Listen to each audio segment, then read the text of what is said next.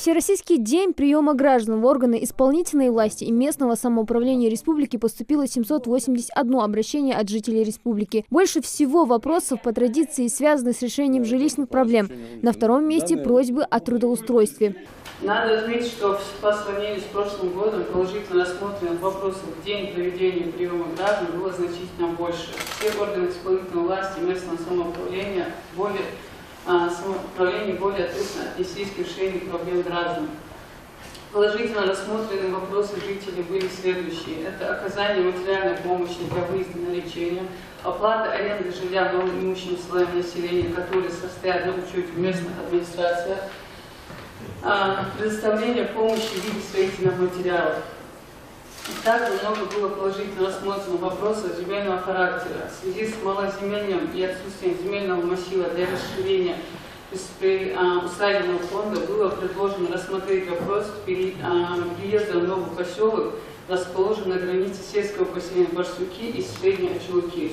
Данное предложение было озвучено зампредседателем правительства Латыровым, и надо отметить, что многие заявители согласились с этим предложением, и эти вопросы считаются рассмотренными положительно. Юнусбек Евкуров отметил, что увеличение положительно рассмотренных вопросов говорит о более ответственном подходе компетентных органов к решению проблем граждан. Глава региона дал поручение вести еженедельный промежуточный отчет по итогам приема. Полный анализ по исполнению всех распоряжений по обращениям будет представлен в январе. По приему граждан, все у нас там составить график.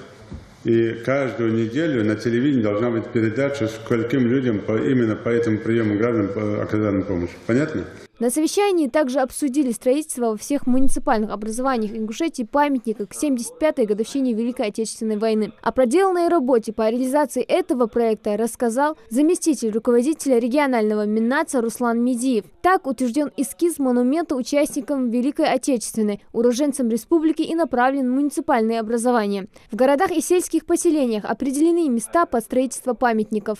В городах Назрань, Магаз, Сумжа, Карабулак, позднее в сельском поселении Пседа определены для реконструкции существующие памятники с учетом добавления мемориальных плит, ушедшие на фронт, оставшиеся на полях сражений, погибшие в локальных конфликтах. Юнусбек Евкуров отметил, что реализация этого проекта необходима в первую очередь для того, чтобы молодежь знала свою историю и чтила память предков, призванных в свое время отдать долг Отечеству. Если вы это делаете ради меня или для меня, у вас никогда ничего не получится. Если у вас внутри что-то есть такое, свое чувство такое, гордость за своих земляков, предков, тогда может что-то получиться.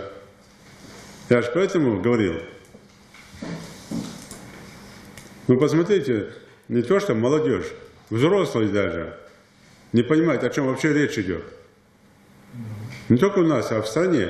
Сейчас смотрел передачу там, с подколкой там спрашивают там великих полководцев, там имена там, взрослые ребята вообще не понимают, о чем речь.